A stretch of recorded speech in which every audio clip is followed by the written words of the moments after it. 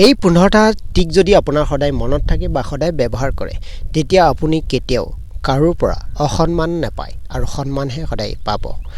Number 1 সদায় কমকৈ কথা ক'বলৈ চেষ্টা কৰক। নম্বৰ 2 সকলো কথাতে কেতিয়াও খং কৰিব নালাগে। নম্বৰ 3 না ক'বলৈহে শিকক।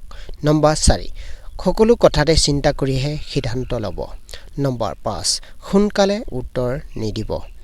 নম্বৰ 6 নিজৰ কামত সদায় মনোযোগহে দিব। নম্বৰ 7 তৰ্ক নকৰিব। সদায় নীৰৱে থাকিবলৈ চেষ্টা কৰিব। নম্বৰ 8 আনক বেছিকৈ জ্ঞান দিবলৈ নাযাব। নম্বৰ 9 ধনী হ'বলৈ শিকক। নম্বৰ 10 যি শিকে কিতাপৰ পৰা আপুনি বহু কথা শিকিব পাৰিব।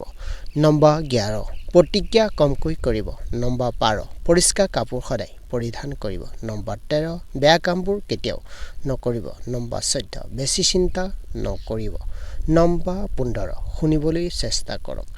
প্ৰিয় দৰ্শক যদি ভিডিঅ'টো ভাল লাগিছে তেতিয়া লাইক এটা কৰিবলৈ নাপাহৰিব।